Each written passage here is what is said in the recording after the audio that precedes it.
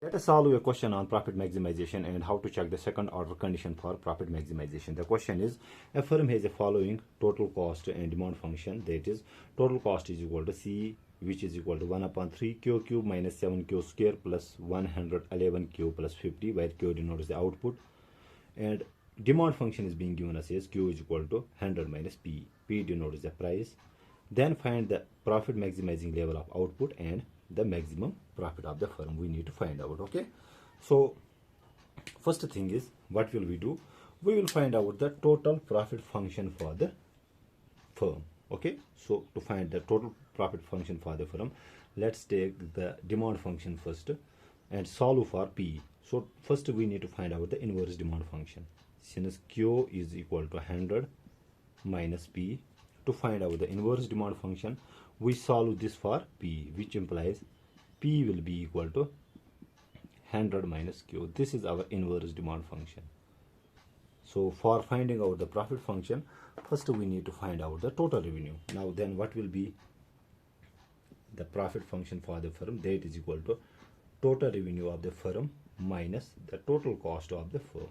Okay, now we know that total revenue is price into output minus, and total cost function is being given us here, that is 1 upon 3 Q cube minus 7 Q square plus 111 Q plus 50. Okay, then what we need to do, we plug the value of, so P is this very function, so in place of P I write 100 minus Q.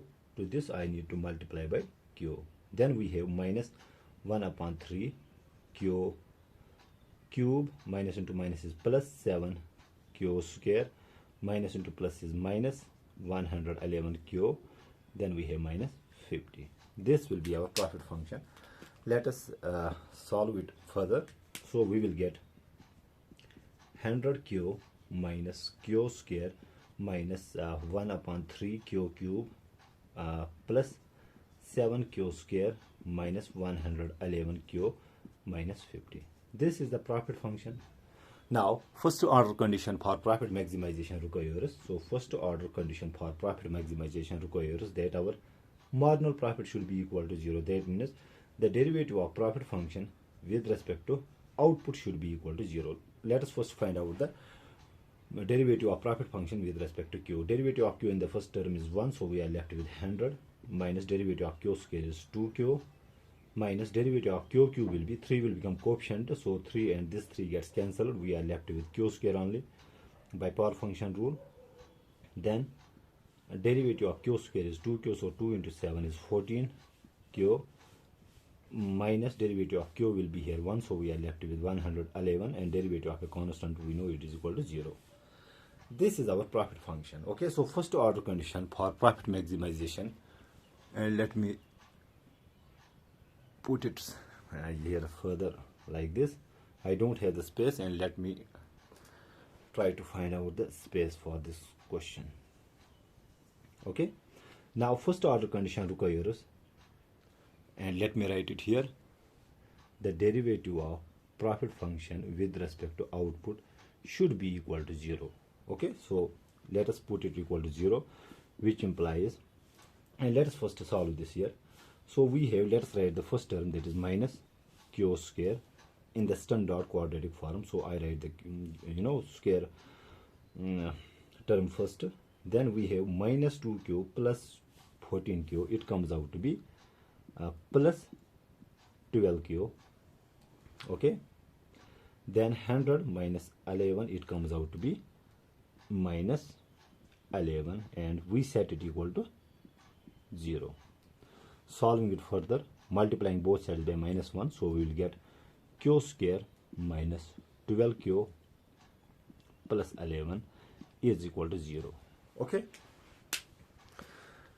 since this is the marginal profit and when we set it equal to 0, now let us solve this for Q, and let us in fact solve this. So using quadratic formula, we can write Q will be equal to minus B. So here it is the coefficient of Q square is 1, so it is our A. Coefficient of Q is B minus 12, and coefficient of B is minus 12, C is the constant term. So using the quadratic formula rule, so we have minus B plus minus B square minus 4AC. I know you know it pretty well, so just trying to make it more useful here. So minus B means minus into minus 12 plus minus B square means minus 12 whole square. Then we have minus 4 into A is 1 and C is 11. To this we divide by twice A. Solving it further, so it becomes 12 plus minus the square of a negative number is positive, so this is 144. 144 minus 44, 4 11s are 44 divided by 2 into A. In place of A we have 1 here, so I write here 1. So Q will be equal to this stuff, or Q is equal to 12 plus minus it will be here 100. Okay, when we subtract 44 from 144 divided by 2, or Q will be equal to 12 plus minus, so 100 is perfect square, so I can write here plus 10 divided by 2. That is Q will be equal to, either Q is equal to 12 plus 10 divided by 2, which is equal to 12 plus 10 is 22 divided by 2, which is equal to 11, or the value of Q comes out to be 12 minus 10 divided by 2, which is 2 divided by 2, which is equal to 1. So we got the two values for Q. Okay, so first order condition is met by 2 pointers. Now let me rub this out. So when we solve with this, we got two values for Q. That is Q is equal to 11 and Q is equal to 1.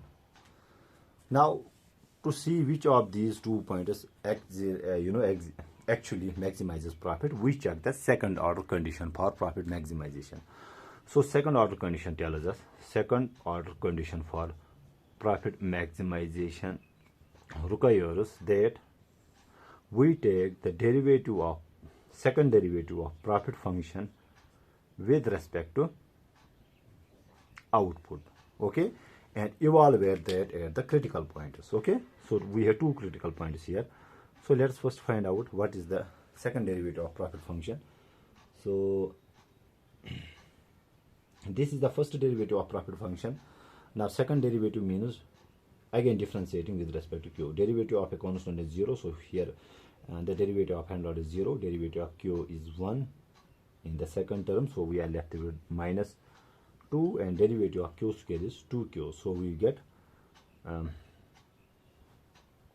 okay, let me see, we get here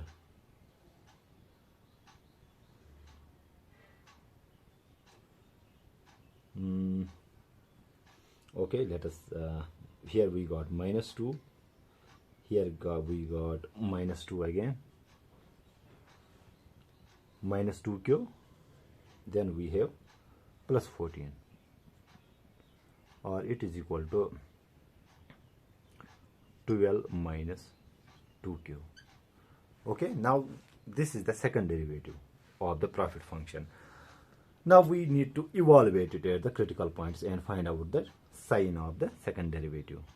Now d square pi upon dq square, when we evaluate it at Q is equal to 11, which is one of the critical points, and put it here, so we get 12 minus 2 into 11, so we get 12 minus 22, which comes out to be minus 10, which is less than 0. So these have some obviously meaning, and let's evaluate it at the second d square pi upon dq square at the second critical point. Then I will tell what exactly is meant by the sign of these two derivatives. Now evaluate it at Q is equal to 1, so this is second derivative, this is 12 minus 2 into 1, so here it comes out to be plus 10, which is greater than 0. Now first order condition is met. Okay, second order condition for profit maximization requires that the second derivative of the profit function, when evaluating at the critical point, is the sign should be positive, rather the sign should be negative. Second order condition is met by when Q is equal to 11. Okay, so second order condition for profit maximization is that d square pi upon dq square should be less than 0. Okay, this is the second order condition for profit maximization, and it is being fulfilled by the critical point q is equal to 11. Graphically, what exactly is meant by this? If I draw the graph here, let us say we have output on the horizontal axis, profit on the vertical axis.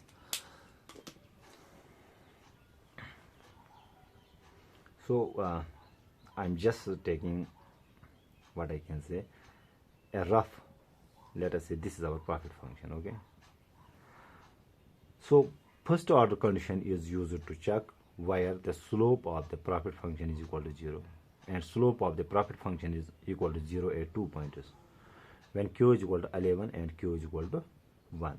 Okay, so second order condition requires that the slope of the profit function should be decreasing, and it occurs at this point. Here slope is equal to 0, that is d pi upon dq is equal to 0, and from this point to right slope is decreasing, and it is being fulfilled by the point q is equal to 11. That means in fact q is equal to 11 is the profit maximizing what we call output level. Okay, to put it short, second order condition tells us that the second derivative of profit function with respect to output when evaluating at critical points should be less than 0, and that is being fulfilled by q is equal to 11. Now you can then find out the corresponding maximum profit by simply plugging pi is equal to so this is our simply plug. Then first we need to find out the profit maximizing price, and you can also check the profit maximizing price.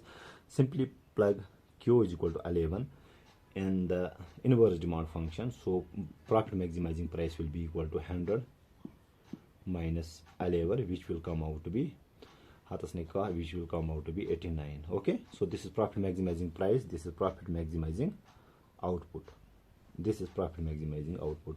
Plug the value of q is equal to 11 and p is equal to 89 in this function, you will get the maximum profit also. I hope I make myself clear in this video. Thank you.